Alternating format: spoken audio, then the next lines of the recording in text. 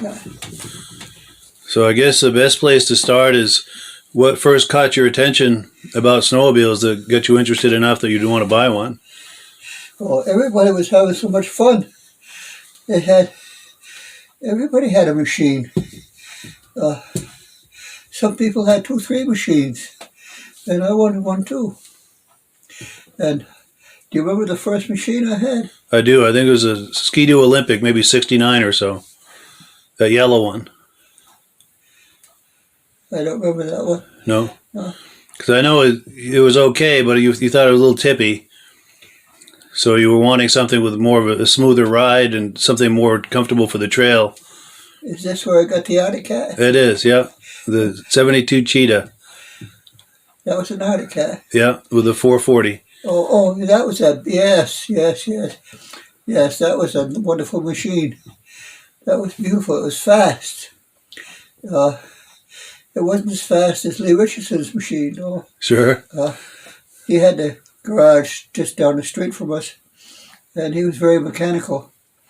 And we went for a ride all over the place. The factory foremen were having their annual or monthly dinner, I don't know what it was, but it was out at a guy's hunting shack or a snowmobile shack or something. It was a pretty fancy cabin. And so Lee Richardson and I went down. Well, we had to go from our house up, way up, almost to the main trail, and then come down. And there was we followed on the brook. It was all frozen over and everything. And he was in front of me. And my machine was a pretty big one. I think it was an Arctic Cat then. Yes. Big Arctic Cat. And then I sunk. And so I went to the back to try to lift it up, and I'm sinking down deeper. My head is just over the back of the bumper, the back seat. The back of the seat. And so there's nothing, I can't get out of there because I keep sinking lower. And finally Lee Richardson comes back, pulls me out of there, gets the machine out, and we continued on our way down. And there was a factory foreman at, I can't remember the name of his camp, but it was by the road anyway. Yeah. And so Lee Richardson stopped there. Well, he worked at the factory, so I think he wanted to be a part of that. And so he sat with who was the boss? Ames. Ames, yeah. Marshall Ames. I think so, yeah. He sat at that end of the camp, right at that end.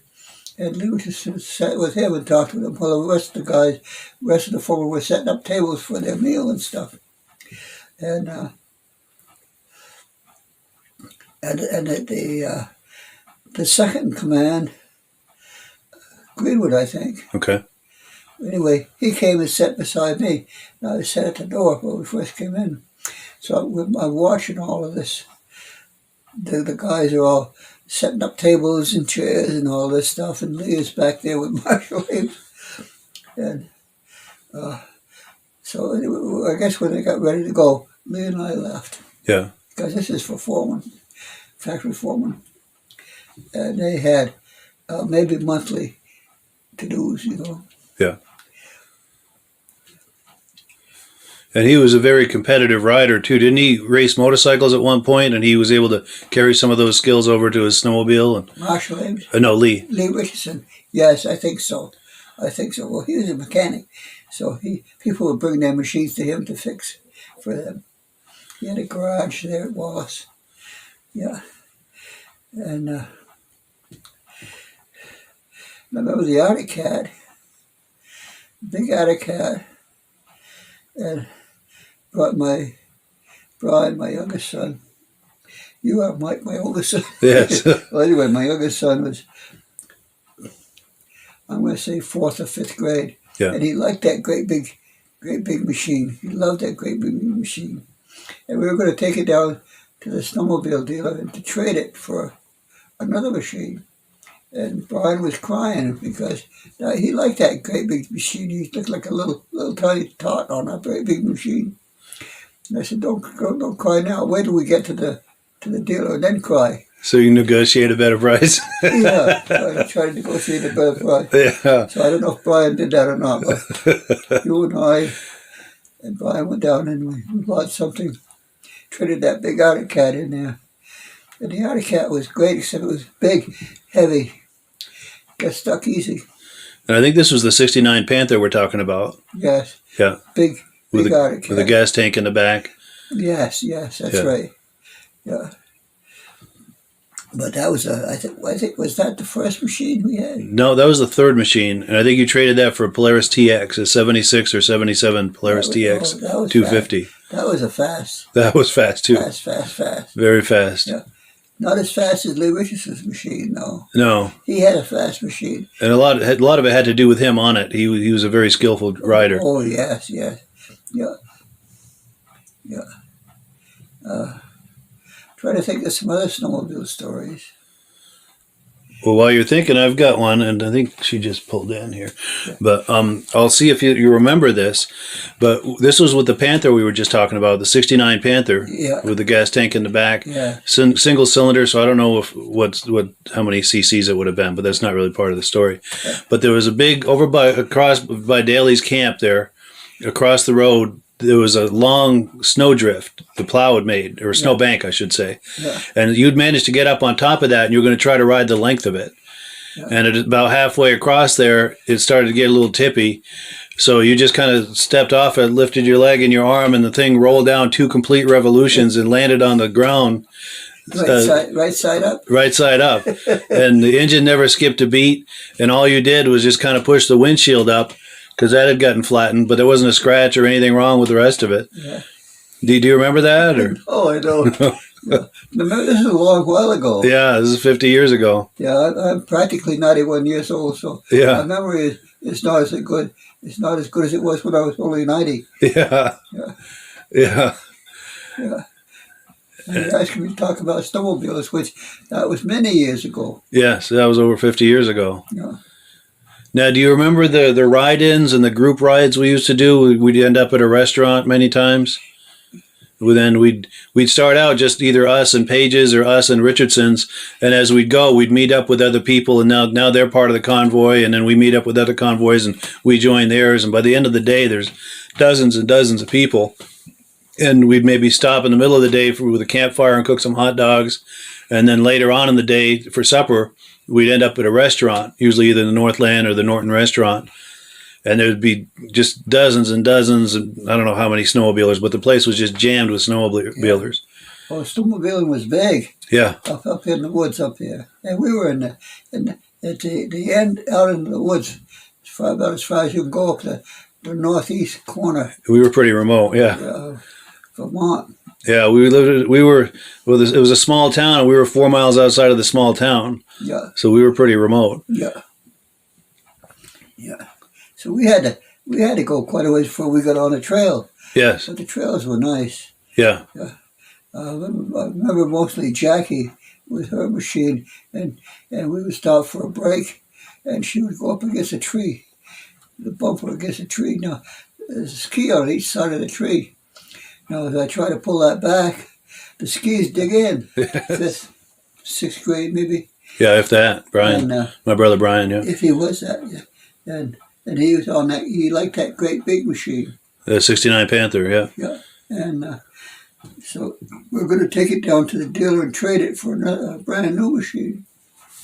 And so he started crying because we're going to trade in that big Panther that he used. And I told him, don't cry now, wait till we get to the dealer. So we get a better deal. Yeah, but he could really ride that thing for a little kid, probably 7 or 8 years old. That big 69 Panther. He never got stuck. Yeah, the thing was a tank, but he could make that handle, and he could go just about anywhere he wanted to with it. Yeah, and it was a long seat, so you could put 2 or 3 people on there. Yes, but he would be on there by himself. His feet didn't touch the running boards. Yeah. No. Yeah, and he could make that go up and down and over and under and fast and corners, everything. And if we go ahead a few years, they were delivering a new machine. Yes. to the house. I don't remember what it was. It was a Polaris Gemini. It was brand new, maybe 1980. The first year they had the blue Polarises. I think that was a brand 1980. New machine anyway. And Brian, with his buddy from Canaan, with Bobby, were there playing. And we had to go in the house to sign the papers for the new machine. When we get out, the new machine was gone. We had no idea where it was. Bobby had talked Brian into taking it for a ride. And I think they went to town with it. Yeah, it was like 4 miles away. Yeah. They took the trails all the way into town. Yeah. My God. Yeah. They wanted to test it, make sure it's all right. Yeah. But that was a nice machine too, that Gemini. That would go just about anywhere. Oh, yeah. A long track and not a lot of low-end torque, so you're not going to churn up the snow. Yeah. You could. That was very agile. You could break trail with that. And yeah. You were an expert rider, too. And we didn't want to go for a ride too much unless you came with us. Yeah. In case we got into trouble. Yeah. Jackie and I. Yeah. Yeah, we had some good rides, and those rides were you'd stop on a trail, and then some other people would be coming along, and they'd stop on a trail. Pretty soon there'd be about 20 machines there. We'd all be standing around talking, telling snow stories, drinking a beer, having a cigarette or whatever. Yeah. Yeah. And then we'd all get on, and I'd wait until everybody got their machines going and started, and then I would just turn the key. Yes, with that electric start on that Cheetah. Yeah. Yeah. Oh, I like that part. That was sweet. Yeah. You didn't have to pull on the cord like everyone else. You just let them all get started, then you just turn your key. Yeah. Yeah. That was nice. I love that. But they'd all be going, and then Jack and I would be. She rode on the machine with me. I don't think we took two machines at that time. No, at that time we had that 72 Cheetah. That was the primary machine. We had another machine, but we we had a sled behind it. It looked like a yellow dog sled. Oh, yes. And Brian would sit in the middle of it, and I would stand behind like a dog musher, like that sled would fold down flat. Yes. For storage. You could lift it up and stand at the back there. That was nice. Most people wanted to stand at the back. Yeah, that was fun. And we'd go the four of us, the Cheetah pulling it, you and Mom on the front on the Cheetah, and Brian and I in that sleigh, and we'd go all day like that. Yeah. But Brian was in the sled and you were standing in the back? Yes, yeah. Yeah. Well, the person in the back had a lot to do because you had to kind of steer it from the back. Yeah, a lot of body English involved, absolutely. Yeah. Of course, we had a lot of snow then. Yeah.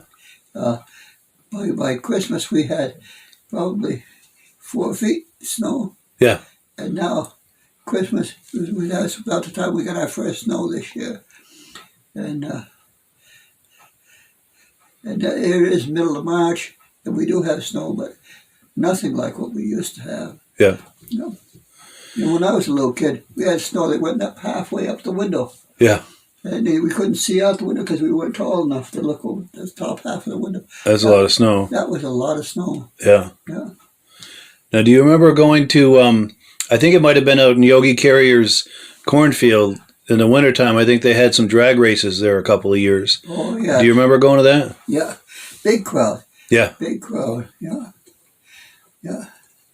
And I was in Newport, and it was again the beginning of the snowmobile season, the beginning of snowmobiles. This would have been late 60s, I think. Another guy and I was with the Lions Club, and another guy and I were in charge of the snowmobile deal. Setting up a snowmobile race? Yeah, snowmobile race and snowmobile, there's just a whole bunch of stuff. Well, I brought I was going to handle the music. We got speakers and stuff to have music going on, because if it's a race, the machines take off through the woods and they're gone for an hour. Yeah, so they come back somewhere else. Kind of a cross-country type of race. Yeah. Where they go out on a trail and they're timed. Yeah. Yeah. And those trails were usually very tricky too. So the machines wouldn't come back. Like 5, 6 coming in at once, it'd be one, another one, pretty soon another one. When they go stuck, like take off, finish the race. Yeah. But I didn't know what to expect, and I had the music. and I had a speaker and all kinds of stuff, and the music going. And the machines are all gone. They line them up and take off 30 seconds apart or something. Yeah. And I got all the music. And there's no machines. They're all gone. I guess I didn't realize it was a race. Yeah. I thought it was just snowmobile get together. More of a gathering, a social gathering. Yeah. Yeah. And then when they came back way at the top of the hill. Yeah. And so I went way down. There wasn't a hell of a lot I could do about that. Yeah. Yeah. Yeah. But I never was involved too much in the organization of these snowmobile things. Yeah. I was with the Lions Club, and we were involved in a lot of organizations, but not with snowmobiles. It's just that one time, and they were all around there, and then one at a time they'd leave, and an hour later, half an hour later, they'd start coming back way up at the top of the mountain. From the other direction. They must have done a big loop, I imagine. Yeah, a big loop somewhere. Yeah. Yeah. So I wasn't involved too much. That's the only thing I was involved with the club part of it, Yeah. But the club had things at the Northland. Yes. And Jackie had suppers and things. Jackie and I would go to that. But we took our car. Yeah.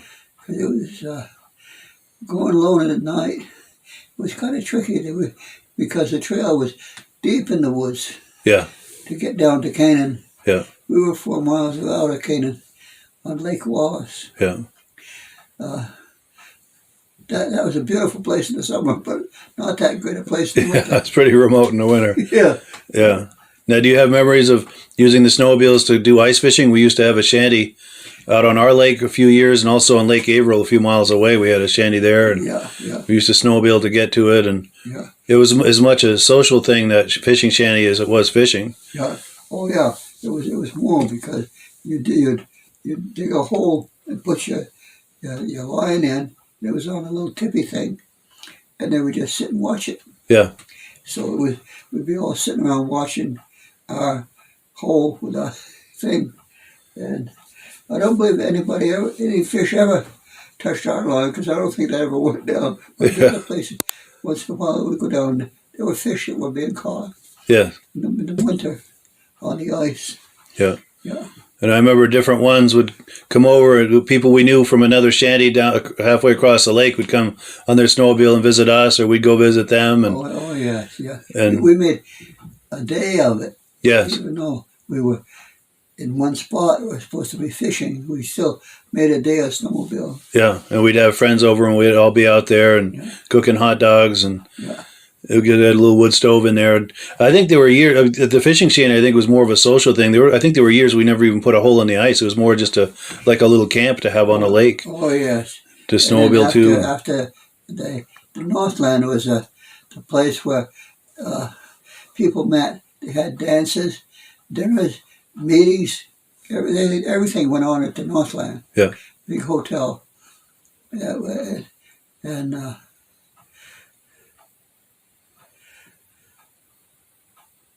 don't know what I was going to say about that. Well, that's all right. Well, I've got a memory of one of those. I don't remember if it was the Northland or the Norton Restaurant, but those were the two places we used to go when we'd go to a restaurant. Yeah. And I remember, since there were so many snowmobilers coming, to accommodate more people, instead of having like the typical restaurant set up where every family's at a table, they had big, long tables.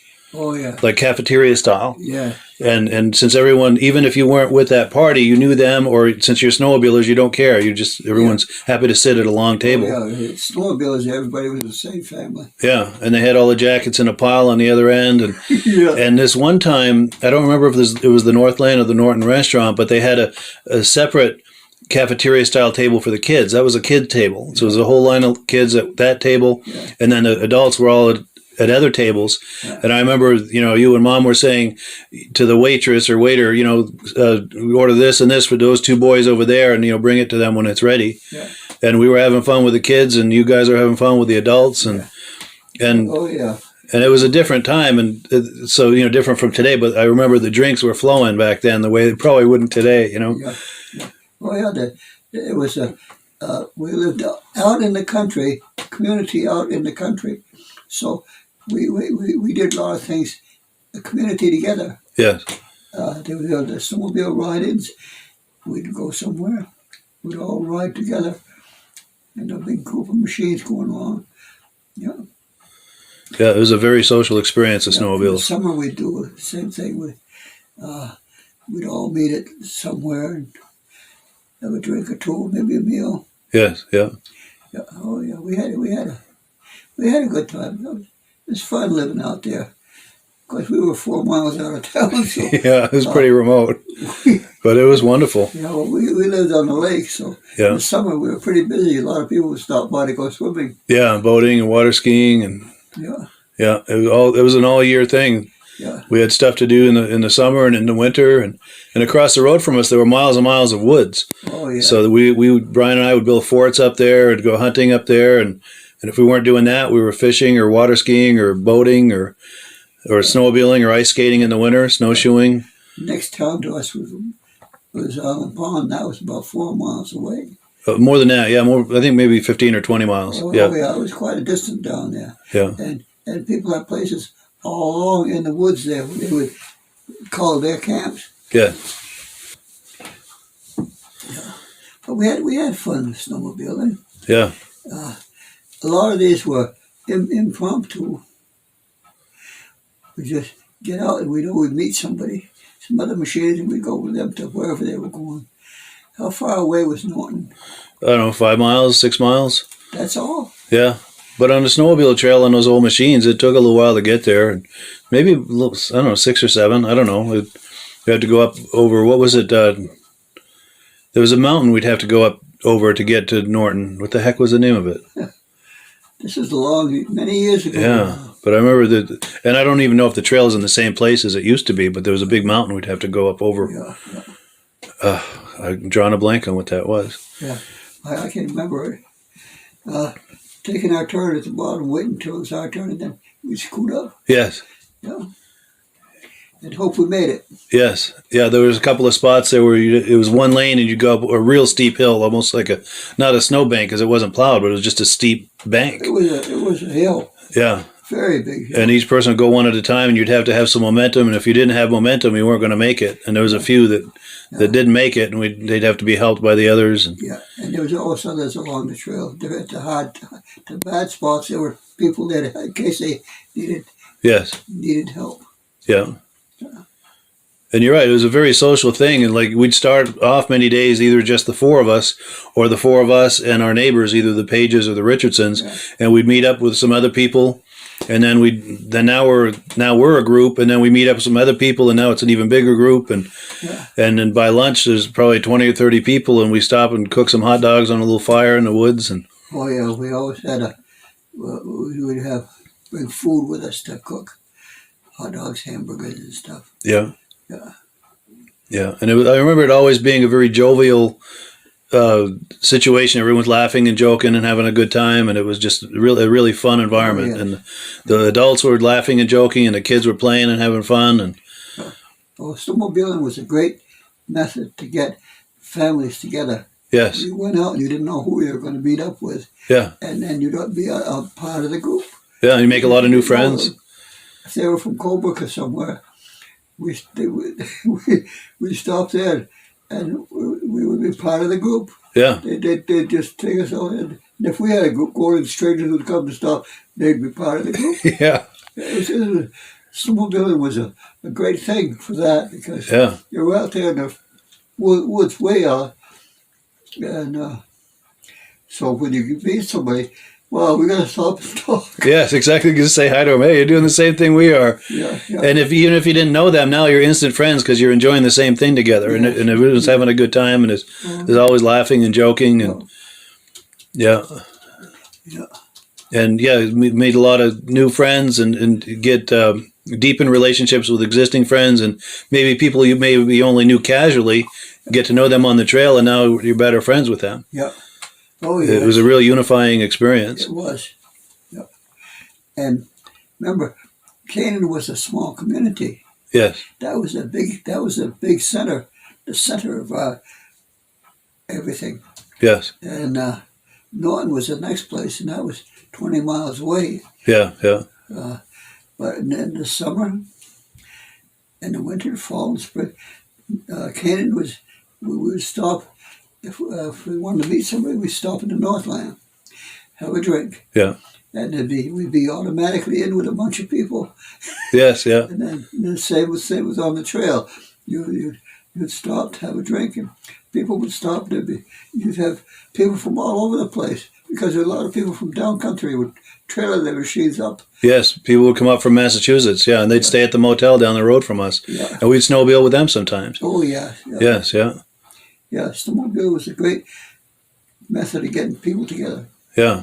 Because a lot of them were either friends or families of the Richardsons. Yeah. They would come up from Massachusetts because the Richardsons were from down there. Yeah. And of course, I don't know, word got out. I don't know if they invited us or I don't know what happened, but we'd end up with them that morning and we'd ride the trails with them all day. And there'd be a bunch of us. And they were up from Massachusetts and they were enjoying it. And I remember most of them had scorpions. A lot of those people, because I know Richardsons in the early days had scorpions before they had cats. Yeah. And a lot of their friends and relatives from Massachusetts brought scorpions up from Mass too. Yeah, yeah. But what was the big fast machine I had? The Cheetah, the 72 Cheetah, I think. 2-cylinder. Yes, yeah. Yeah, and electric start. Yes. When we'd be all done talking, it was time. Everybody would get the machines all going. In front of the machines are all going to trying to keep ready to go. Yeah, it's true. Back in those days, not as many people had electric starts. Yeah. There was only a handful of them. Yeah. So I don't know if I'd go so far as to say it a rarity, but there weren't many people with that. So when you just turn it, it's like, wow, look at that guy. Yeah, that was a Cheetah, you said. Yeah, 72 Cheetah 440. That was a fast machine. That was. But not as fast as Lee Richardson's. No, he could go. I don't know what it was. He had a Panther 440, like a 73 or 74, I think. It wasn't a big machine. No, well, then he had those Scorpions too, though, before that. And he could make those Scorpions go too. Some of those were 440s, I think. Yeah, but they were smaller machines. Yes. With bigger engines. Yes. Yeah, because those Scorpions were physically a little smaller than that Panther he had later. Yeah. Yeah. And I remember getting back down to the lake. And we had to come down the lake quite a ways to get to the motel. And then from there, I was walking distance to our camp, our house. And you didn't walk it more than once a day, I'll tell you. It was quite a ways, but still it was within walking distance. Yeah. Yeah. And we spent a lot of time together. And then they'd stop at our house with a bunch of their friends from South Country. Yes. They were from down country. Yeah. And that motel, last time we were by, it's nothing. There's no signs. Everything is there, but there's nobody living there. Yeah, I don't think it's in operation anymore. No. Everything, like you said, everything's still there, but I don't think it's in operation. That's too bad. It looked kind of strange seeing nothing there. Yeah. After all those years, of course, with Wallace Pond, that was the only business. There was a motel, a gas station, and a country store. Yeah. Yeah. And a lot of those country stores don't exist anymore. A lot of that just, I don't think it's sustainable. And I think in the 80s, I don't remember, some government agency, I think, came around and wanted to see if those tanks were leaking. And a lot of them were. And a small business like that can't afford to replace the tank. So a lot of them just did away with, we don't sell gas anymore. Yeah, so they stopped selling gas. And then once they stopped selling gas, the business wasn't sustainable anymore. They were and a lot of those country stores. Big giant tanks, 300 gallons. Yeah, probably. I don't know how many. Gallons, I don't know. Big tanks. Yeah. Yeah. And I think that put a lot of them out of business. Maybe not like right away, but once they stopped selling gas, the business wasn't sustainable anymore. Yeah. And when the big gas trucks would come to fill them up, they were away from the building. Yes. So they'd take the cover off on the ground to fill it up. Yeah. Yeah. So you didn't see the tanks; they were on the ground. Yeah, it's all on the ground. And I have a memory. Speaking of gassing up, at the motel in the country store and gas station all in one that was down the road from us. We had a steel 5-gallon gas can, and rather than keep it at the house, we just kept it over there in their garage. And whenever we wanted to get gas, we'd take that out. We'd put a container of oil into 2-stroke oil in it. We'd fill it up, and we'd gas up the sled, put it back in their garage. We just kept it there. It was simpler than trying to cart that 5-gallon jug back and forth to the house. We just kept it there all winter. And many times, the Richardsons and us were the only families at Wallace Pond. Well, no, down at the end of the lake. LeMay's, yeah. LeMay's The 3 families were the only ones at the lake in the winter. Yeah. Yeah. So we all knew each other, even though we couldn't see each other. Yeah. Yeah. We were less than half a mile from each place, yeah. From each place. Yeah. Yeah. Yeah, and we did a lot of things together. We had a lot of fun with them. Yeah. And speaking of the Mays, they had a Scorpion. I don't think we rode with them very much, but they had a Scorpion there for a year or two. Richardson? No, LeMay's. LeMay's. Yeah. Yeah. Yeah. But, yeah, those were the days. Talking about 50 years ago in the early 70s. Yeah. Anything else you can think of? Or? I was just thinking of living alone out there in the woods, so to speak. I don't think we would do that today. No, probably not. You know, we had the store there, yeah, but that was a motel, and so people coming from Canaan to Norton, and Norton you were going to head south or north into Canada or south to Island Pond. Yes. So you would stop to get gas, and people came by. Almost not constantly, but quite a bit of time. That was the main road. But we didn't see too many people. Didn't stop to see us. Yeah. Unless it was planned, because it's a long ways to go and find there's nobody home. Yeah, yeah. You'd want to call ahead and make sure they're going to be there. Because you're right, it's a ways to drive to have them not be there. Yeah. Yeah. But we had card parties. Yes. We had a lot of things going on there. Yeah, play cards and board games. And pretty fancy beach, too. Yes, yeah. And how long was that deck? The walkway out to the... 36 feet, the dock. It would go out 36 feet, and then it was L-shaped. Yeah. And then that was another 10, 12 feet, maybe. Yeah.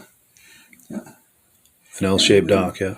That was nice in the summer. Yeah, we had a big boat rack. Yeah. How many?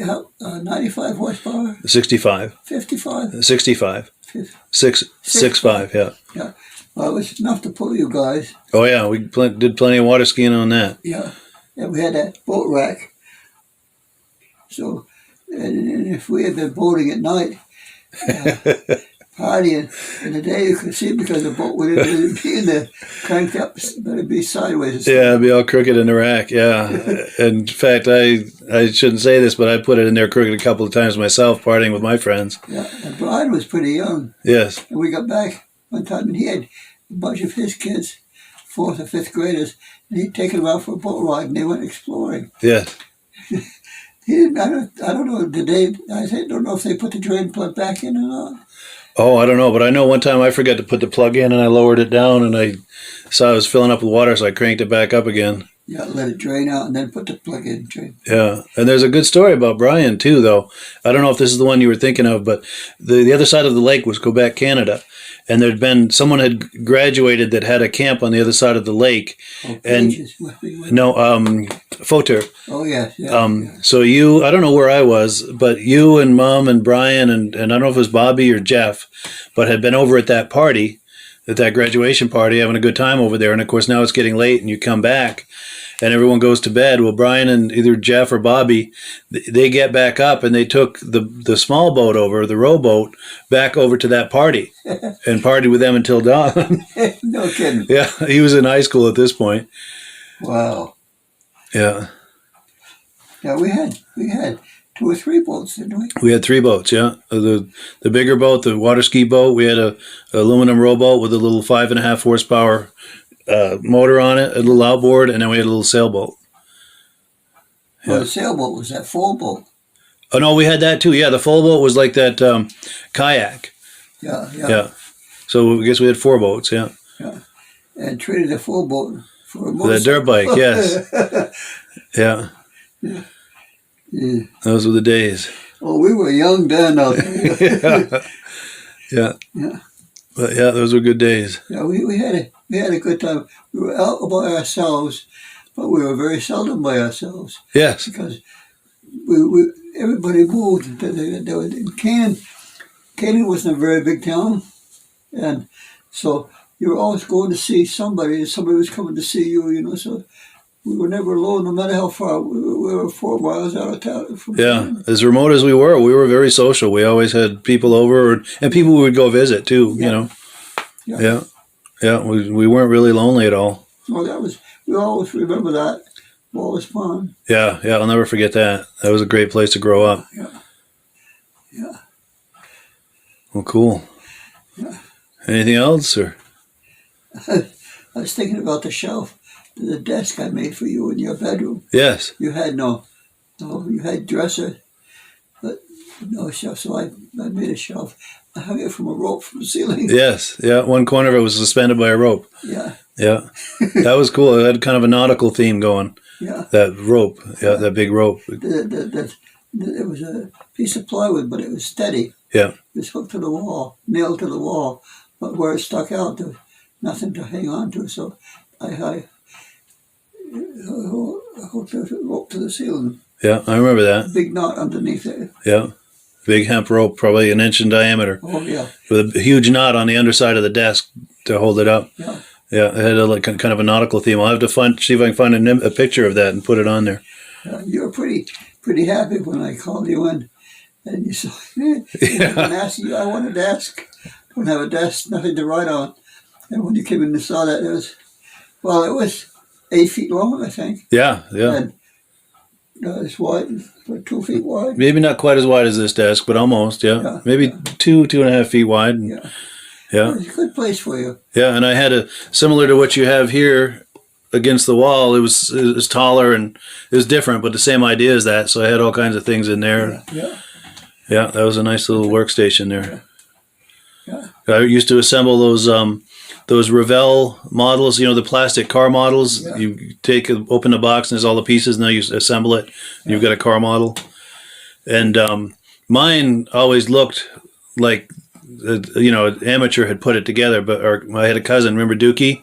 Yeah. He would do models, and he would paint them nice, and they would shine, and they'd look perfect. And mine would have, like, you're using that glue, and I'd have glue on my fingers, and it had fingerprints on the windshield and fingerprints on the body of the car, and then I'd try to paint over that, and it looked like a real hack job. Make as many models as he did, though. No. He made a lot of them because he was an expert at that. Yeah, he was really good at that. His always looked nice, and mine always looked like they came from a junkyard. Well, it looks like you had fun building them. Oh, yeah. I had a good time doing it. Yeah. But, yeah, he really had a skill for that. Yeah. We enjoyed the snowmobiling to beat hell. Yeah. Oh, my God. I don't know if there was one day we went by it that we didn't go out on the snowmobile somewhere to something or just go for a ride. We got our money's worth in the winter. Yeah. And we had plenty of places to ride because, there's some space in the backyard to ride, but once you're on the lake, there's plenty of place to ride, and then you can go off the lake to different places and ride. Yeah. And, you could access the trail from the lake, too. So once the ice was frozen, we had all kinds of options. Oh, yeah. And to go somewhere, we would go off the back lawn onto the lake. Yeah. And then we could go wherever we wanted. But other than that, the snowmobiling was mostly from our house to the lake, and that wasn't very far. Pretty good sized back lawn. You had like a racetrack on it. Yes. Oh, speaking of stories about snowmobiles on the lake, I'm sure as I tell this, it'll come back to you. But this is that brand new Polaris Gemini, so this would have been 80, 81 or so. And we had that fishing shanty out there, and we'd had a whole bunch of rain, and then it froze.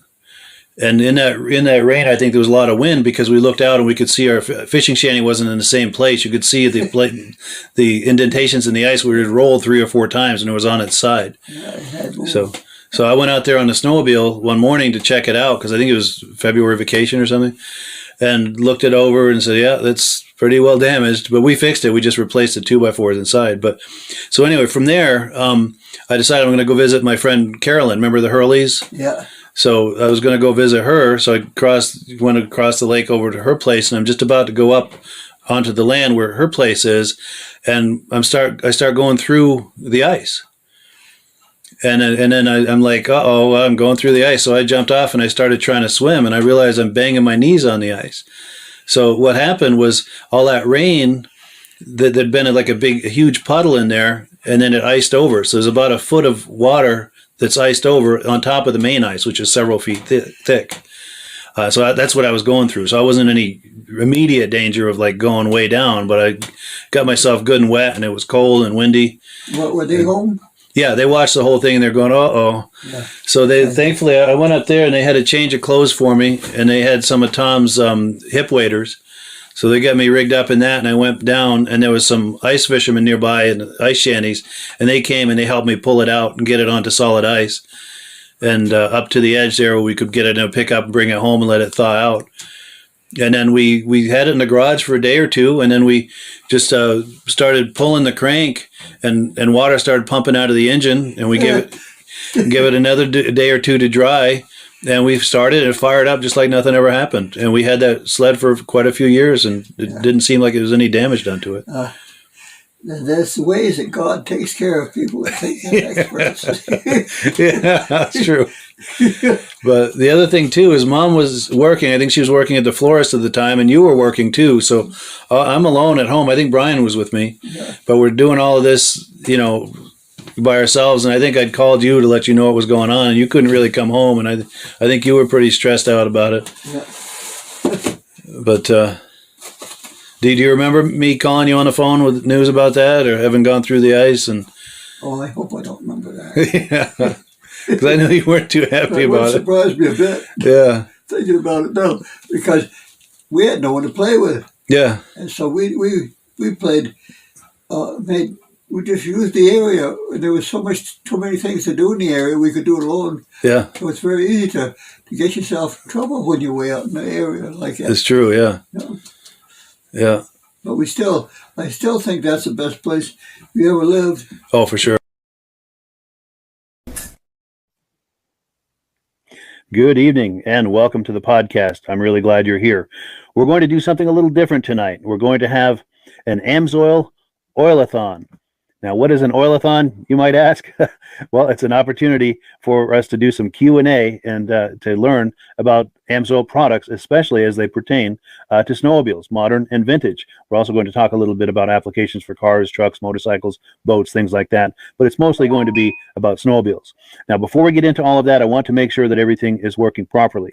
So if you can see my face and hear my voice, I'm going to ask you to leave a comment. Let me know where you're viewing this from and whether you are a first-time viewer of the podcast or a regular viewer of the podcast. To our first-time viewers, we thank you so much for checking us out. Hope you have a good time with us tonight, and hope you decide to circle back here in 1 week's time on either Sunday night or Thursday night at 9 p.m. Eastern time for our podcast. We have something in this slot at 8 p.m. every Sunday night, and we also do a regular podcast every Thursday night. Hope you will join us for all of these things.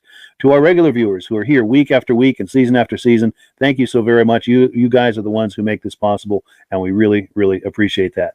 Now, let's not waste any more time here. Let's bring Rob on. Rob, how you doing tonight?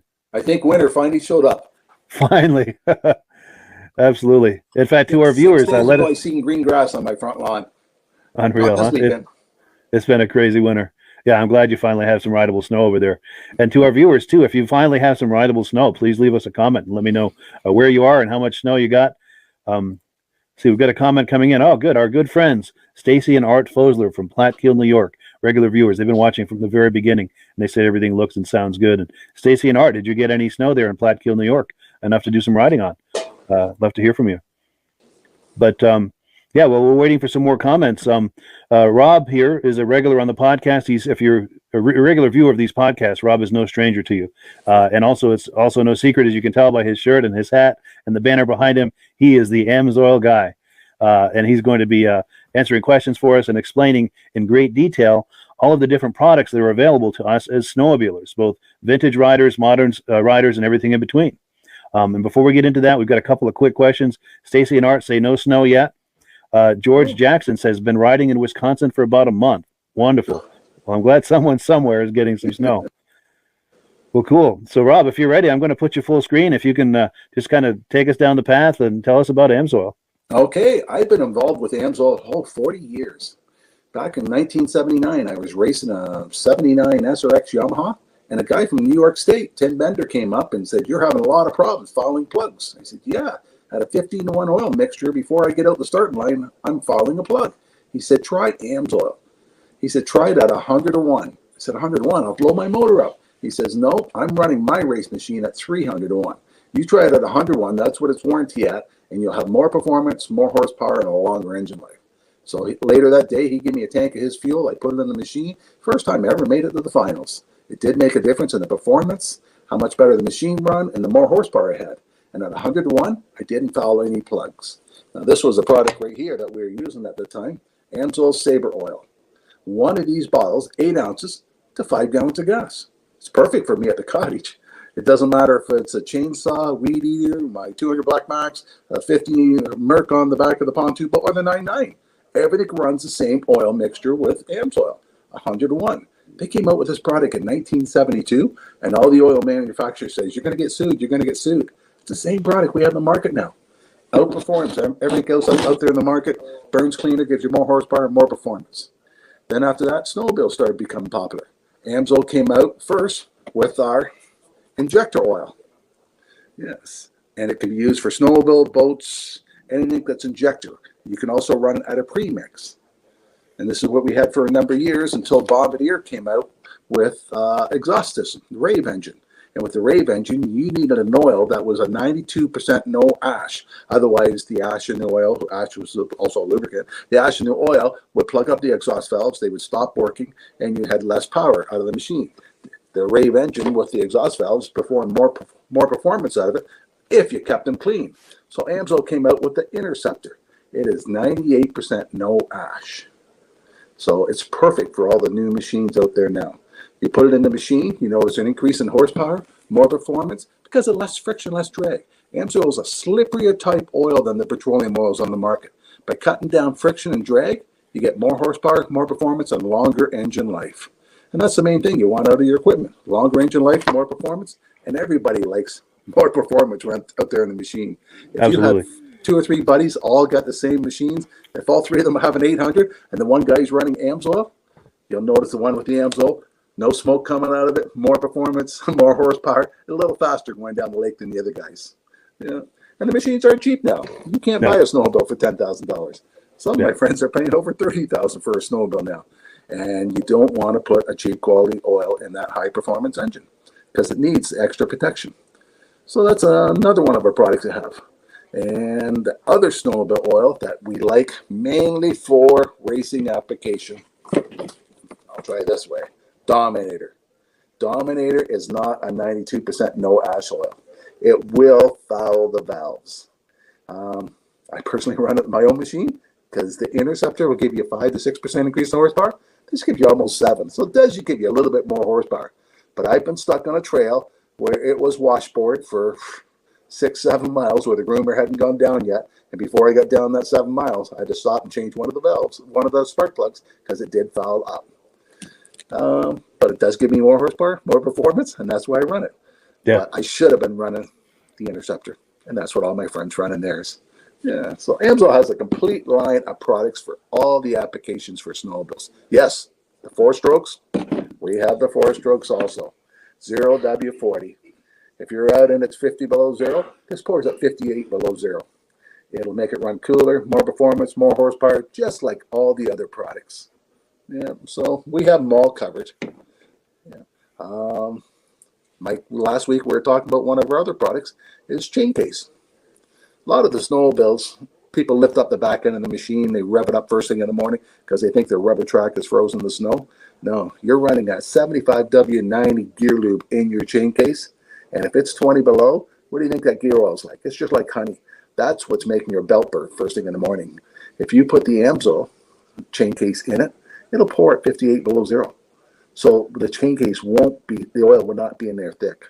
Have you ever seen somebody tear their chain case apart in the wintertime and they got to change the oil? At the races, I see it all the time. People's got to change the gears for the size of oval track they're going to be racing on. They have a spoon in there. They're scraping the oil out like it's honey. The Amsoil, they pour it out, it runs all over the place on them. It makes a big difference by having a lubricant that still flows in cold weather for protection. And in the wintertime, the only way that chain case oil will thin out and perform the way it's supposed to be is by the chain building up friction, heat, drag, which is wear and tear. You don't want that. You want a lubricant that will pour in the cold weather, give you more performance, more horsepower, just like all our other products do. And you change it once a year. Now, like, Amsoil has a lot of products for a lot of applications. And a lot of them we don't talk about because this is mainly a snowmobile show, but we have a complete line of antifreezes. Do you have a picture of the antifreeze there? You can pop up. I do. Let me pop that on the screen. There we go. Yes. We use a different kind of antifreeze than the other companies do. And the reason I really like it, because it's pet friendly. A lot of antifreeze, when it drips out, if an animal licks it, it's very toxic. Amsoil's not. A lot of antifreeze is only good for 2 years. I think Amsoil's 8. I have to double check on the stats, but I think it's 7 or 8 years it's good for. And the best thing I like about our antifreeze is it'll make it run cooler because it disperses the heat better. But then Amsoil came up with another product we can add to our antifreeze. Now it's a cooler boost, the one on the far right. It was designed for stock cars. The problem is with stock cars, they don't want antifreeze on the track. It's too hard to clean up, so they got to run straight water. Straight water will boil faster than antifreeze will. So people like to put a coolant boost in their water to make the stock car run cooler. Well, we found out in the wintertime, by putting that same cooler boost in our car, it cuts down on the time it takes for the car to warm up. And in our snowmobiles, when you're out there at 40 below and you got to get out of the car and you got to get the snowmobile warmed up, some people like to jump back in their car to stay warm when the snowmobile's warming up. Amsoil will eliminate that problem because a cooler boost will make the snowmobile warm up faster. But once it does get up to heat, the coolant boost disperses heat faster than antifreeze does, so it will run cooler. And a lot of people say a snowmobile never overheat. I had to go down a lake 7 miles where there's no snow on the middle of the lake, and people were overheating them when it was 20 below on the bare ice because we didn't have kickers and the snow wasn't being kicked up in the heat exchange and the machines were overheating, except for mine with the coolant boost. It made that much difference in the machine run cooler. One of the machines with us, a Yamaha, we had to stop and kick the track because the sliders heated up so much the track wouldn't turn anymore. So this guy went and looked for open water to keep hitting to cool the engine down. Wow. Things people will do to keep their motors running. Yeah, for sure. By adding something like a coolant boost, this will help make the engine run cooler, and it also makes the engine heat up faster. Yeah, it's a great additive. I use it in my pickup trucks, my little car, and my snowmobiles. Nice. Anything liquid cooled, it's a nice additive. Yes. Sure. And when you're out snowmobiling, you're not out snowmobiling when it's 10 above. You're out there when it's 20 below or 10 below. And it does get cold. And by having a product that will warm up faster, especially a lot of times you stop and you go into a restaurant and you come back out, it doesn't take long for that snowmobile to cool back down. And you got to sit there and let it warm up. And a lot of them have a rad and a heat exchanger on it. So once the thermostat opens up once, we got some people that still smoke cigarettes, and the rule is it's a 2 cigarette before he can take off on a snowmobile. It takes that long to warm it up. Because if you don't, you can cold season when it's really cold out. Yeah. Wow. Now before we shift gears, I want to back up a little bit to the Dominator product. A mutual friend of ours a little while back did a testimonial for us. And I know we've already seen it, but it's just a couple of minutes. I'd like to play it again. This is our mutual friend, Midge Rosebrook. He's the founder of the Eastern Snowmobile Racing Hall of Fame. And he made this video. It's a quick video. Let's take a look. This is for our friend Rob Hilditch, the Amsoil guy. See what I have here, Rob. And I think you have a photo of my sled last year at Pittsburgh. Mike, you can probably pop that up. I've got this 1975 Polaris clone PDC. It started out as a 77 TX 440, and I had Mark Belanger do the job, and Mike has got a photo of it, I believe, somewhere, and you can pop it on. And there's a photo of me sitting on that sled getting ready to head out in the Pittsburgh ride up north in Pittsburgh, New Hampshire this last March. It was 35, 40 degrees. we had 8 inches of wet, heavy snow. It snowed all day. And I was trying to break in this new engine. It was probably the worst conditions of trying to break in an engine is to take off on a 30-mile run at 50, 60 miles an hour, because that's the speed these guys were going up there, to break in this new engine. But it ran perfect all day long, and I believe a lot of it is probably due to this racing AMSOIL that I use. It's you only use like I think I did a little more than 50 to 1. It says 50 to 1 here, but I think I did more like 40 to 1 to break in the engine. And so anyway, just a shout out to Rob that I'm using it as well, and there you have it. And happy trails when we get snow. Yes. And if you're curious about buying some AMSOIL, just click the link in the description. And in doing so with my dealer number, you're helping to support the podcast. And I thank you so much in advance for doing that, and thank all of the people who have been doing that. That helps to support the podcast. Yeah. And thank you. That helps to support the podcast. You're doing this. Yeah. Well, I thought this would make Rob smile. Oh, for sure. Thank you. Yeah. So what do you think? Did that make Rob smile? I like seeing good testimonies like that. Good deal. So what are your thoughts on that, where someone's, done a restoration or something and they're breaking in a new engine? What are your thoughts on that as far as do's and don'ts and things like that? Best thing to do is use the best oil you can get your hands on for those applications. Yeah. I bet he doesn't have $1,000 motor in that thing. He's probably nickel plated cylinders in that. Yes. It's probably a replica of the actual race engine. So it's not a cheap motor. So the best thing to do is use the best oil you can.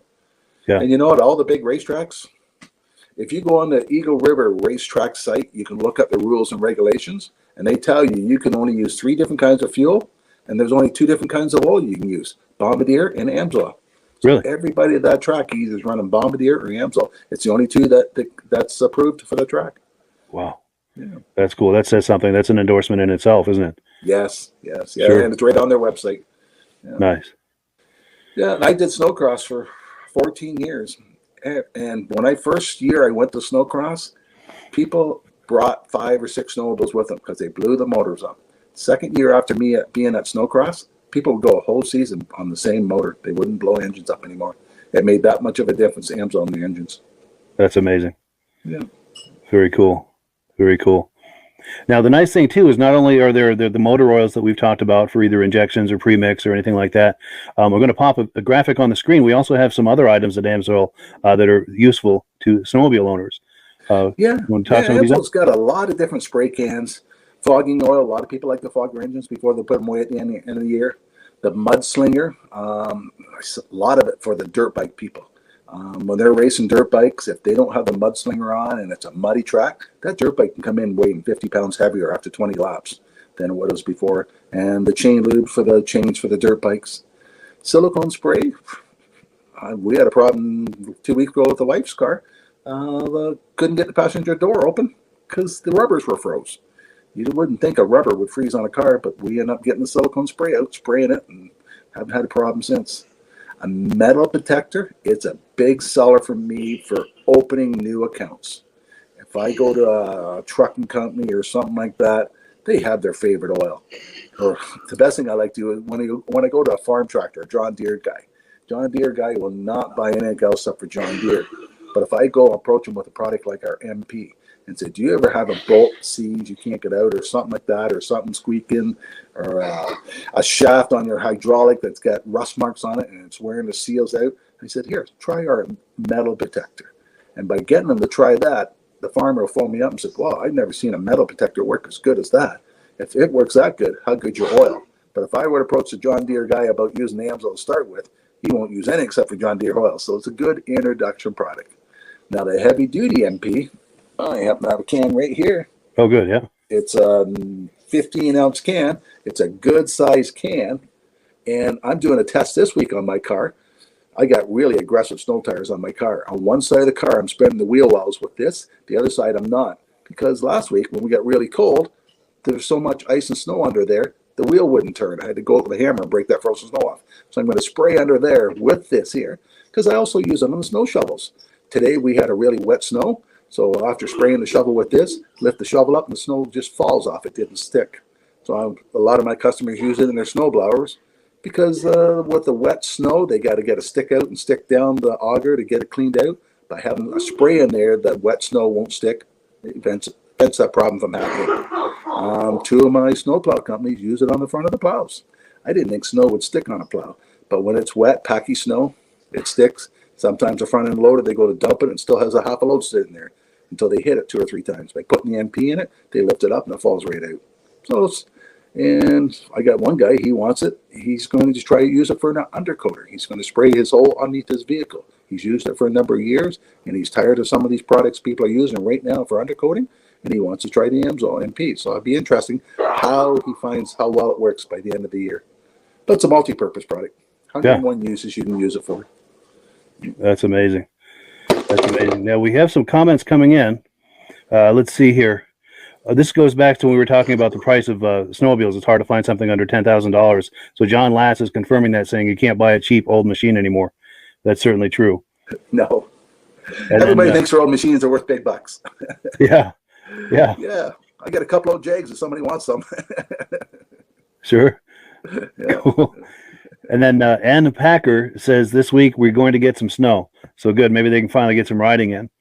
Yeah. Now, one of the things we haven't talked about yet is the pricing. And one of the things I always say is, the best is never cheap. But also when you compare other factors, AMSOIL can in many cases be the economical choice, not only the best quality choice, but the most economical choice. And that leads me to a comment that just came in, and I'll let you speak to all of this. But Mike Skidmore is saying he just paid $31 per gallon for Lucas snowmobile oil, and that's what he paid for Klotz oil in 2014. Do you want to speak to that, or just the economics or the value angle of AMSOIL? We have some companies up here selling injector oil for $21 a gallon. It's a recycle company we have up here. If you have a new machine, you definitely don't want to put that quality oil in your vehicle.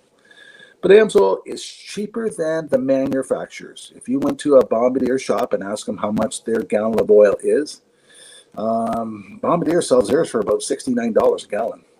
AMSOIL, we sell ours for, the Interceptor, $57 a gallon, one at a time.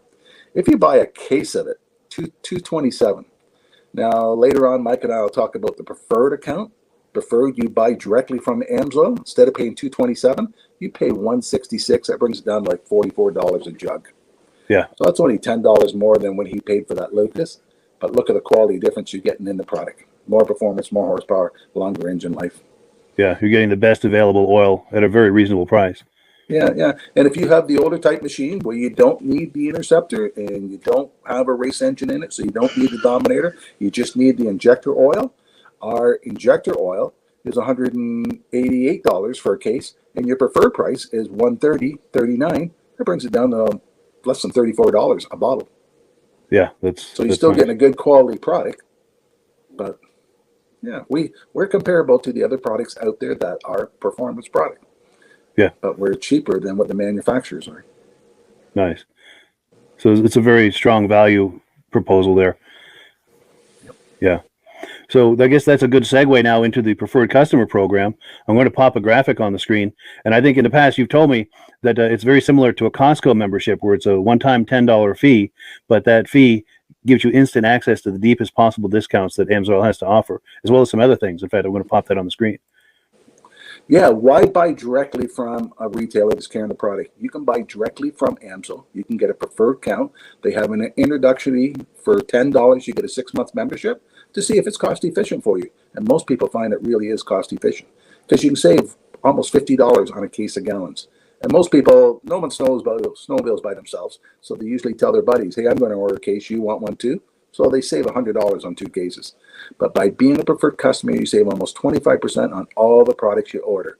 You don't have to order a full case. You can mix and match. And if you order $100 worth, you get free shipping. So say you wanted a couple of bottles of Dominator oil and some Interceptor. You can mix and match the case. You get a total of $100. They ship it to you free. On your birthday, they send you $5. You get a $5 coupon. Every time you order $100 worth, you get a $5 coupon. So if you ordered $600 worth during the year, that would pay for your $30 membership the following year. So your membership would be free for you by ordering that much product. Yeah, that's an It amazing doesn't take value. all that long to order that much product. No, So what was it? The Interceptor, $166 for a case. sure. And if at this point you're thinking about taking advantage of that, the best way to do it is to look in the description for a link to the preferred customer program. Click on that link, and it's just a few clicks to get yourself set up on that preferred customer program.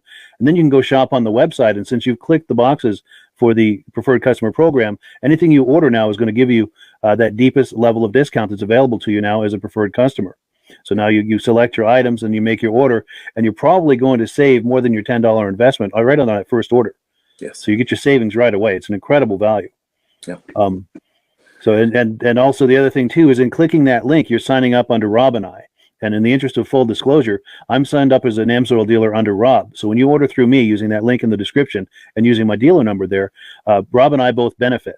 And if you enjoy these podcasts that you see us on every week, it's a wonderful way to support that, because Rob and I both make a commission whenever you order. It doesn't cost you anything extra. It's just a commission we get as being set up as dealers. And the commissions that I make go directly toward offsetting the cost of doing these podcasts. So it's a wonderful way to support the podcast. And, it's a way I'd like to thank people for doing that because it does. It's not cheap to do these podcasts. I'm happy to do them, but it costs money, and the AMSOIL commissions help to offset that. And one other thing, we've got a promotion that's on currently. I'll pop the graphic on the screen if you want to talk this up, Rob. If anybody's ordering other products, like say you got a diesel truck or a car or something, you order some other products, and you add 2 bottles of AMSOIL 2-cycle to that oil order, they're going to throw in a free hat for you.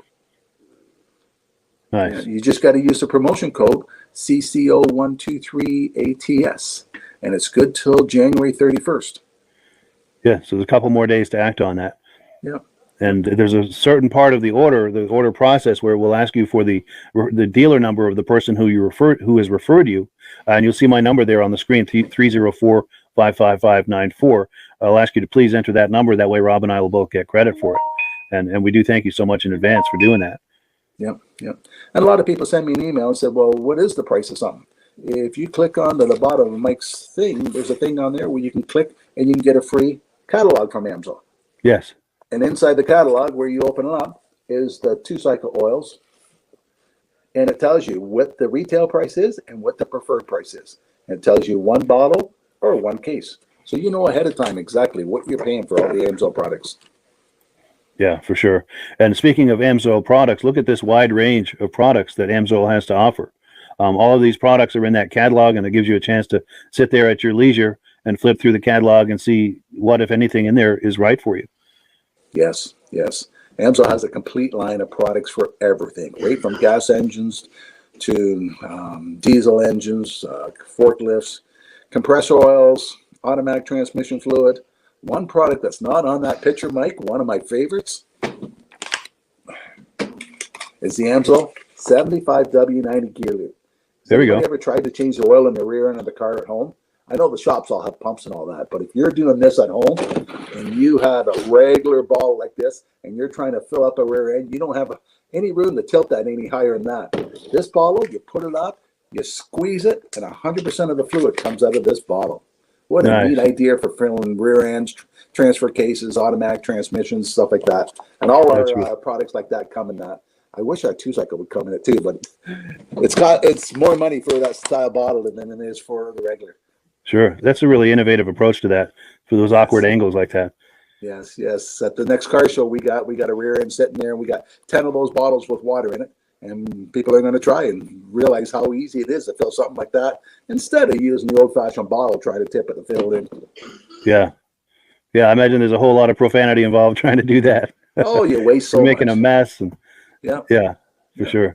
Yeah. And some of the big 4-wheel drives, the 3500s, they will take 4 bottles of that stuff. So you have to buy 5 to get 4 in because you wasted so much. With the AMSOIL, 100% of the stuff out of the bottle goes in.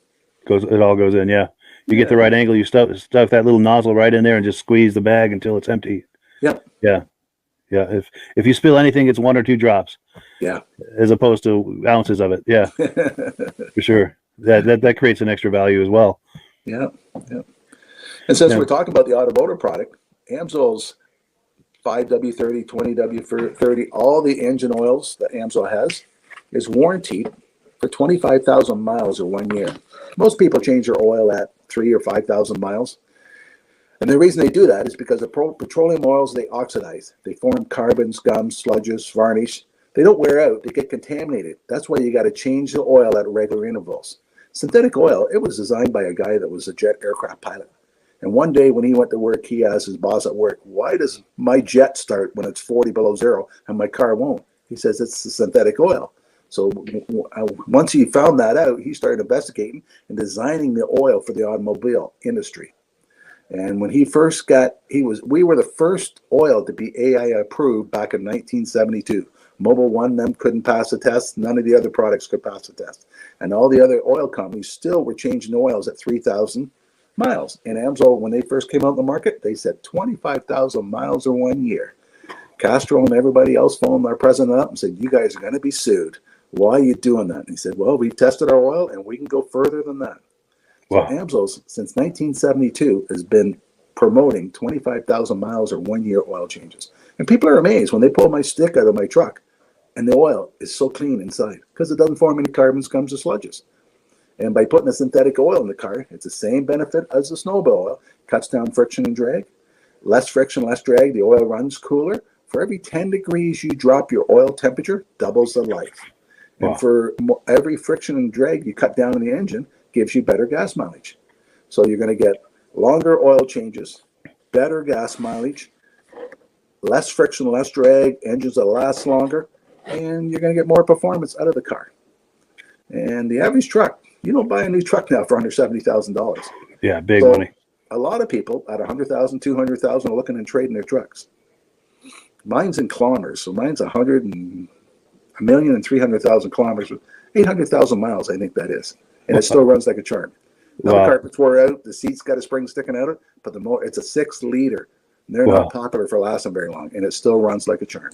That's amazing. That's from running AMSOIL all these years. Yes. I bought the truck on a Wednesday, had to run to Montreal back. The next morning I went in the dealership and said, dump the oil. I said, you just got a truck yesterday? I said, yeah, I got 1,000 miles on it. So we took an oil sample. And when the oil sample came back, the oil was contaminated with silicone, they say. And silicone is sand. Well, the engines are sandblasted. That's why I tell everybody with a new vehicle, change your first oil change soon. Because there's a lot of contaminated, a lot of big metal particles in your first break-in of the oil. Yeah. So I recommend that people change your oil early on your first oil change. Flush that out Go quick. twice as long, and then third, when you put the AMSOIL in, don't worry about it. Yeah. Yeah. Nice. Well, cool. So unless you had any more on that, and if you do, by all means, keep going. But unless you had any more on that, I was going to switch gears. Did you have any more before we exchange gears? Or? While we're talking about the engine oils and the new gear lube bottle we just showed you, I do a lot with highway trucks.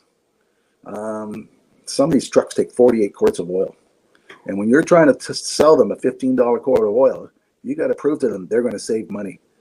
Now, a lot of these guys are going 10,000 kilometers right now between oil changes. And with the AMSOIL, we do an oil analysis for them. And when the oil analysis comes back, it says, continue, don't change the oil yet. And some of them are going 5 times longer between the oil changes. Some of these guys are changing oil once a month. By switching over the AMSOIL, they're doing it every half year. And I have a lot of customers that do steady runs, that do the same kind of run. And they know exactly how much gas. They're burning $1,000 worth of gas, diesel fuel a week.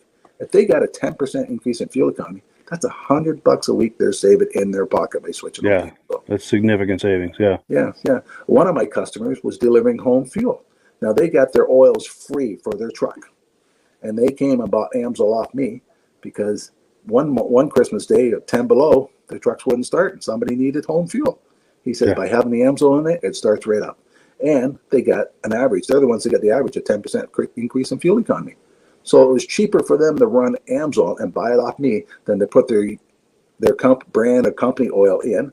Plus, they were spending every one Saturday a month changing the 4 trucks. Once they switched over to the AMSOIL, they didn't have to do that. Yeah. So it saved them money, and they made more money by running the AMSOIL. It was cheaper for them. Sure. Yeah. Now, would you say it's a good idea to do periodic oil analysis on your vehicles just to kind of see what's going on with your engine? What will that tell you if you're doing that, and how useful is that as far as selecting oils or deciding when to change your oil, or One of What are my some of other the thoughts dealers had a around? customer that was running from Canada down to Mexico, get parts, bring back and forth. And they switched over to AMSOIL at 50,000 miles on their highway truck. Now at 70,000, they did an oil sample, and it said oil sample is a little war resample at 90. So they resampled at 90, and they told them to take their engine in and get their cam replaced. So this guy took his truck into the dealership. It was still under warranty. Said, I want the cam replaced. Oil now says it's starting to wear out, and it's lobe number such and such. So I phoned the oil company up. I said, how do you know it's lobe such and such? He said, we know what model engine is. We've had that engine happen about 200 times already, so we know exactly what it is and why it's causing the problem. Eh? And the dealership says, no, we checked it, nothing wrong with it. The guy says, well, I'm a paying customer. I'll pay the $600 to have the cam changed. They took the cam out, and the exact lobe that the oil analyst said was wear out, was wear out. Now, if that would have broke on him in Mexico, instead of being $600, it would have been $6,000 to get the truck repaired. He says most of the time he tows the trucks back home to get them fixed because it's so expensive down there to fix them. But by doing no analysis, that prevented a problem from happening. Yeah. So it's a wonderful preventative measure to do regular oil analysis. Especially if you got a vehicle taking 48 quarts of oil instead of dumping it. And to prove to a customer that the AMSOIL will last longer, that's what we do with some of the vehicles. Yeah. But the average person with a car, they don't find it's necessary to do. Sure. Most people can pull the dipstick out, wipe the dipstick with a Kleenex, look up at the sun, and if there's metal particles in there, you'll see the flicker off the metal. You don't see any of that with AMSOIL. Nice. Yeah. And if the person knows anything about oil, they know when they were changing their other oil how black and thick it was. And when I took my car into the truck one time, the guy says, why you change the oil? It's brand new. I said, no, I have 30,000 miles on that oil. Wow. That's why I'm changing it. Wow. He says, oh, no way, it doesn't have that much miles on it. Yeah.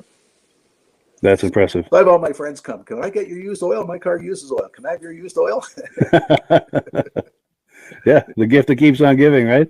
Yes. And when we're talking about the gear lube, how the gear lube, most people don't realize 80W90 how thick it would get.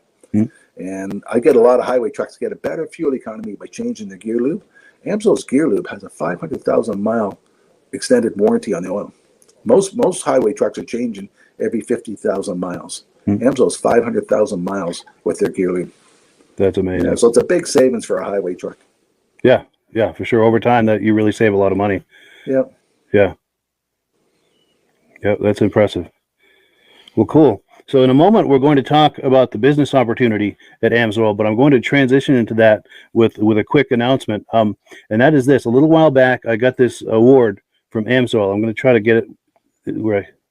Here we go. Now, this is a bronze cup for a sales achievement. And it's nice that they recognize me for that and everything. I really appreciate that. But the real thanks goes to the viewers who have been purchasing AMSOIL using my dealer number. I really, really appreciate that. And as I've said before, when you purchase AMSOIL using my dealer number, it helps to offset the cost of doing these podcasts. And Rob and I are doing AMSOIL together. I'm signed up under Rob. So when you order through me, Rob and I both benefit. If you enjoy seeing our smiling faces every week and feel that's something that's enjoyable to you and you want to help support that, buying AMSOIL with us is a wonderful way to do that. And there are links to do that in the description to get started with the AMSOIL Preferred Customer Program, also to order a free catalog. Those are great ways to get started. And did you have anything more, Rob, before we transition into AMSOIL as a business opportunity? I forgot to mention one thing about the two-cycle oil. The Interceptor. I don't know if you can see the sign behind me, but I'm going to grab it. Oh.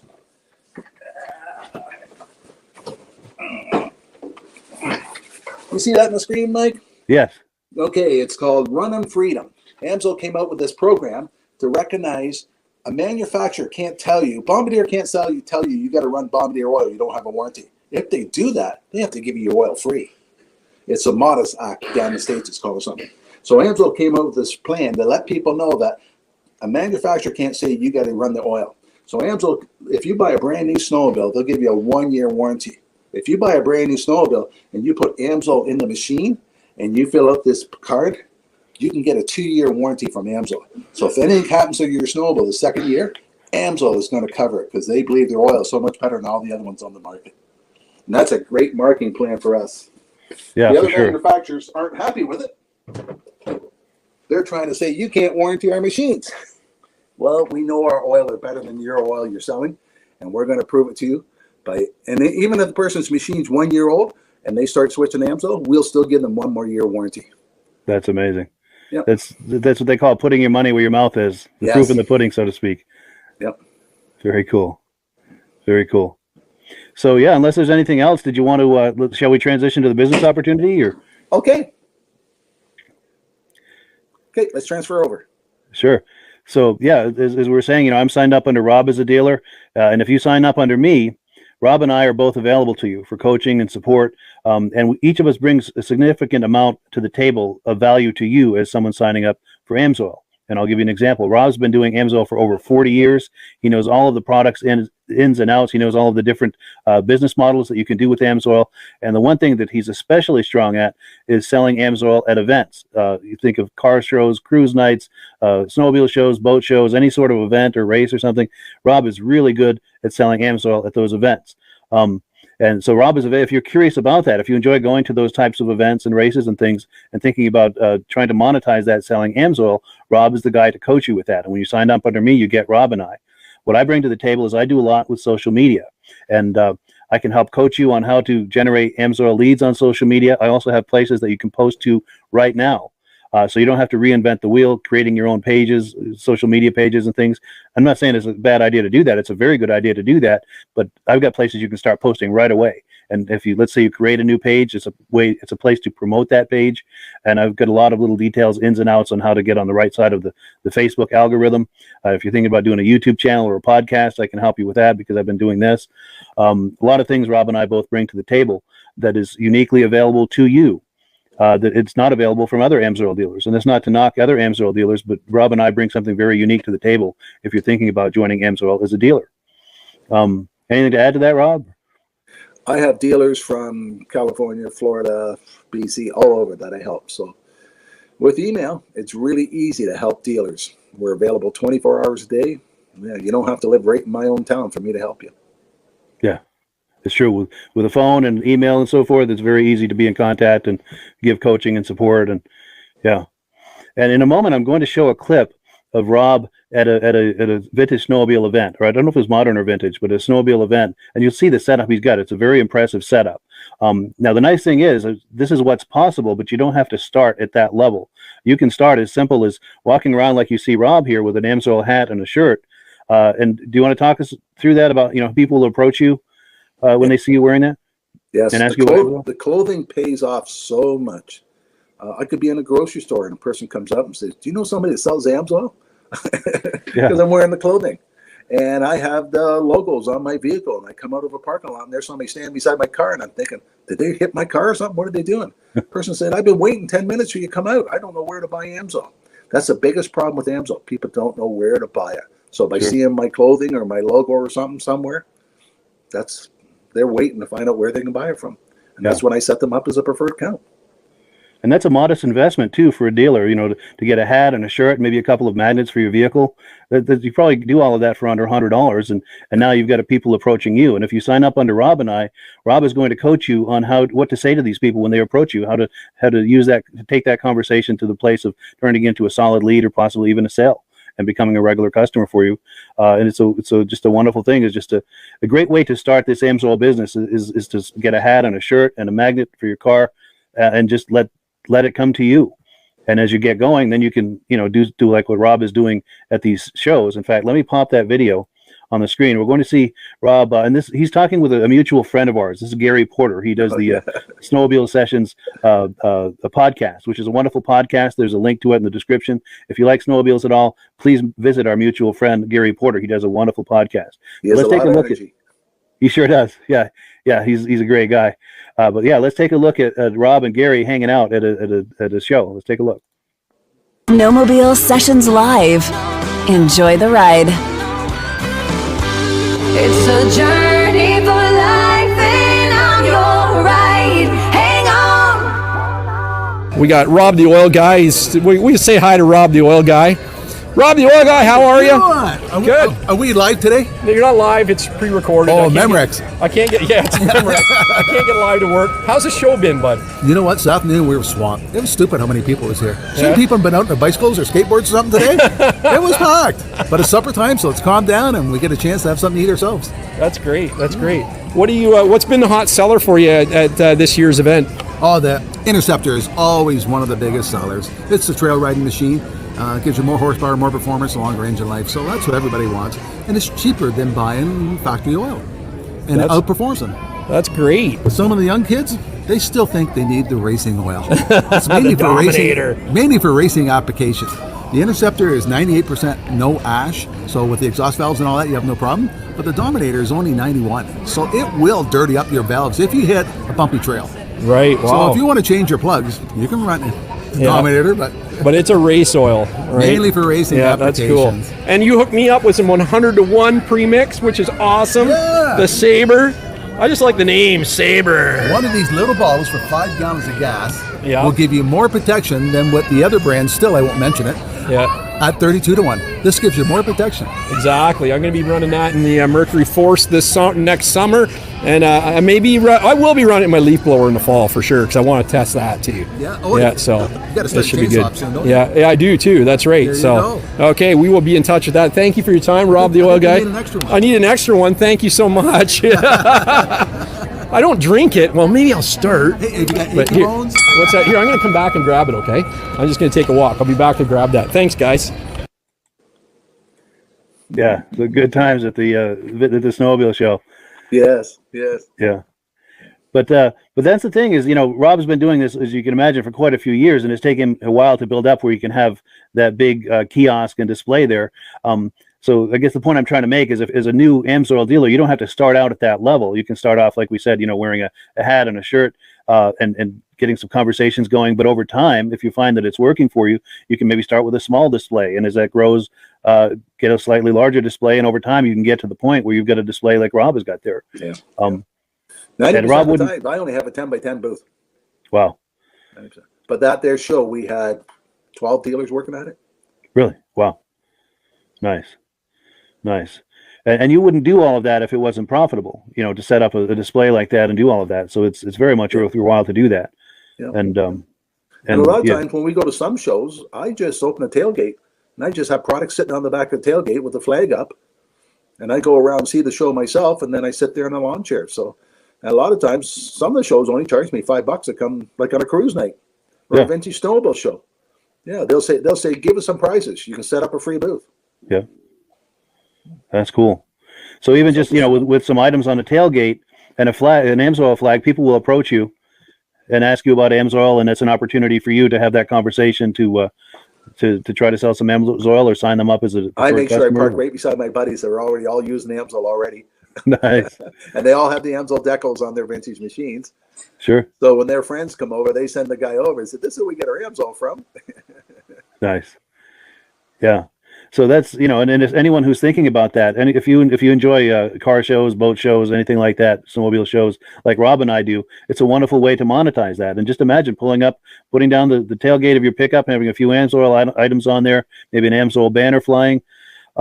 It's a very modest investment. And Rob can coach you on how to do that and how to handle those conversations as people approach you, how to turn those conversations into something that's productive for everyone. So that's what Rob is available to you for. And as I said, I do a lot with social media, and I've got numerous Facebook groups that have thousands and thousands of followers. And you can post in there. I can show you how to post, what to post, the frequency, all of there are guidelines to do this. I'm not saying just do whatever you want in there, but I can show you the exact guidelines of how to do it, how not to do it, so you're not on the wrong side of the Facebook algorithm, and so that you're on the right side of the viewers of the group. To get maximum effect and to generate yourself some catalog requests or inquiries about AMSOIL. I'll show you exactly how to do it.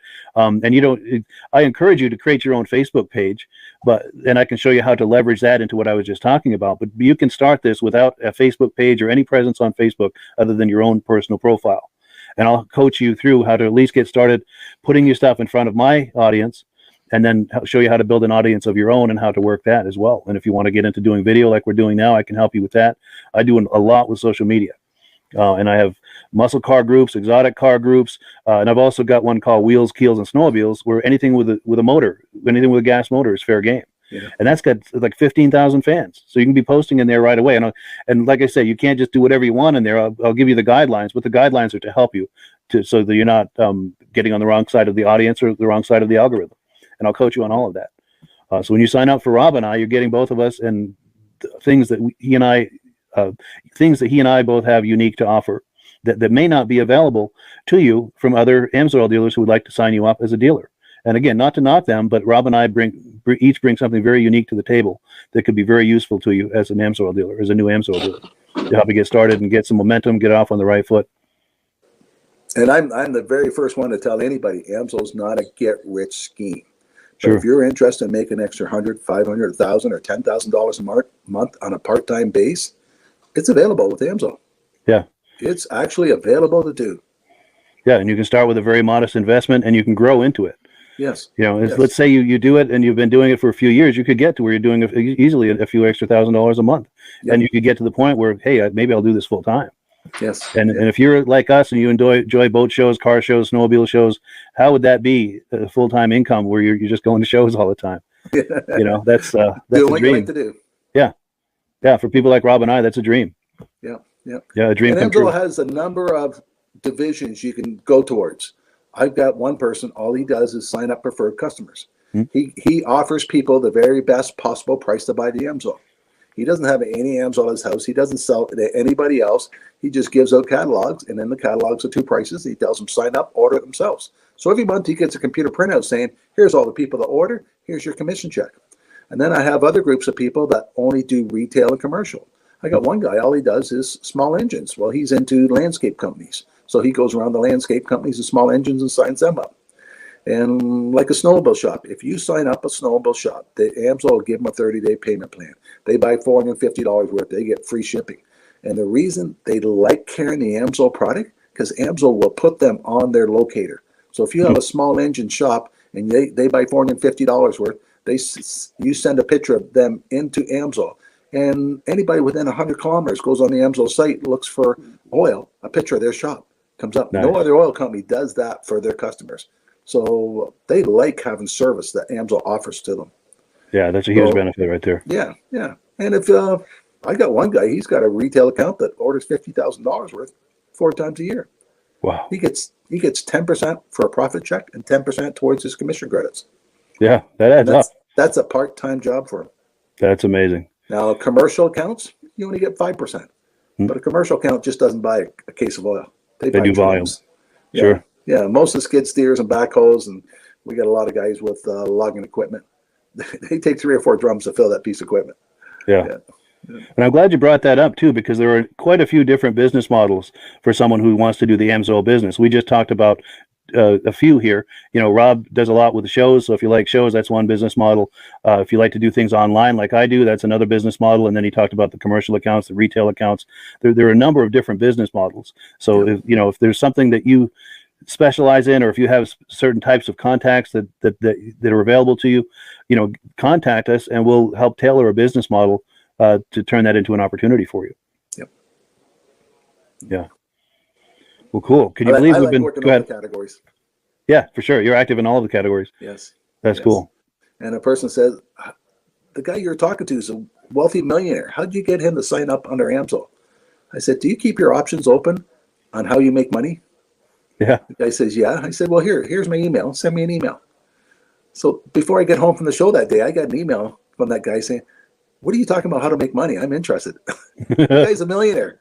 But that's why he's a millionaire, because he knows how to make money. Yeah, and he's probably got his hand into more than one thing. Yep. Yeah, different activities to generate income for him. Yep. So he's already got some companies that could use the lubricants. Sure. Yeah, he probably had some good contacts. Yeah. Yep. That's cool.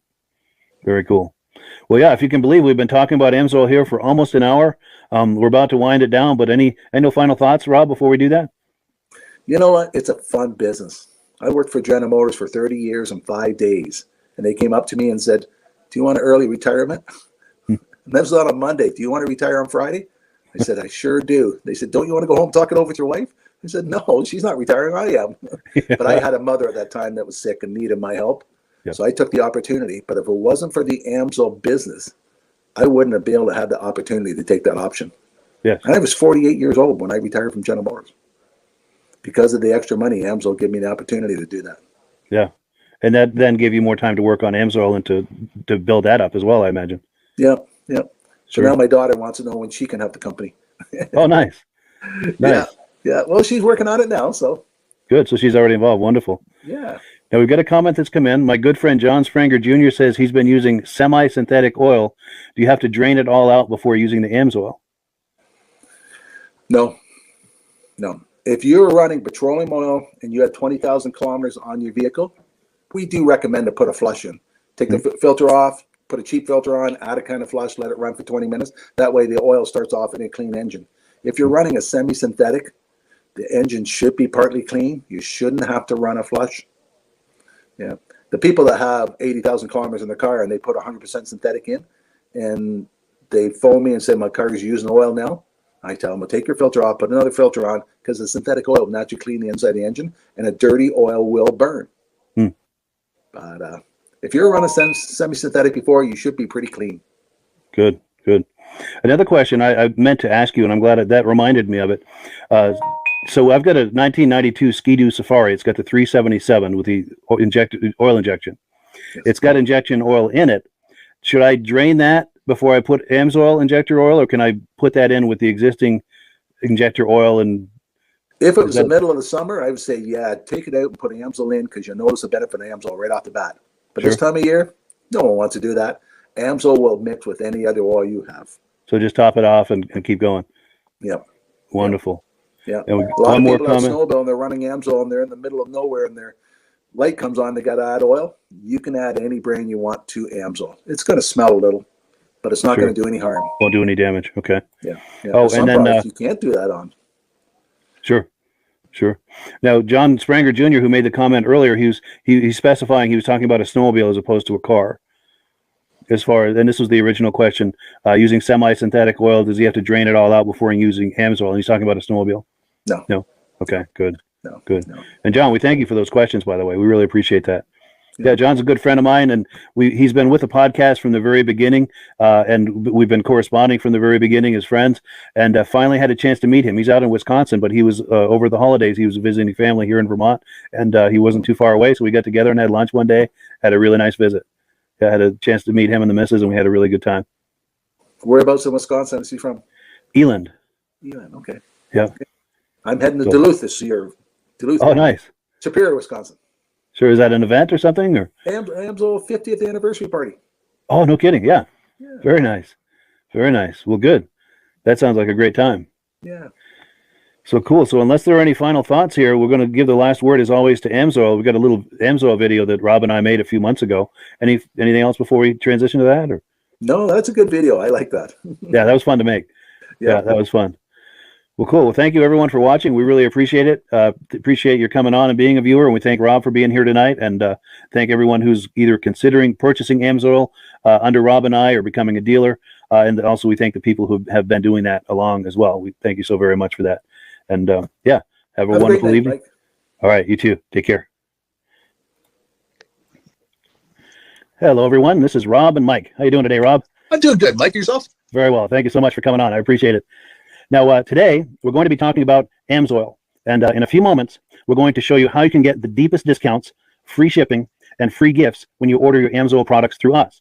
But first, I'm going to ask Rob to give you a quick description of what AMSOIL is and why you should consider using AMSOIL products in your motorized vehicles. Thanks, Mike. AMSOIL is 100% synthetic oil.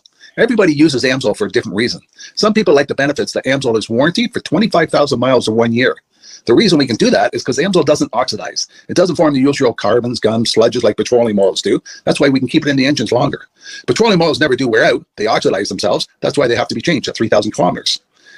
And AMSOIL likes the benefit that you only have to change the oil once a year. That saves some money. Some of the people like the benefit of AMSOIL is it's a slipperier type lube. By having a slipperier type lube, it cuts down friction and drag. By less friction and drag, engines run 20 to 50 degrees cooler, better gas mileage.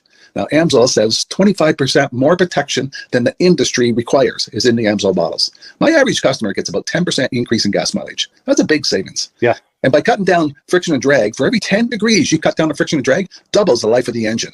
So by having the engine run cooler, it makes it last longer. Some people like the benefit of the range of the AMSOIL.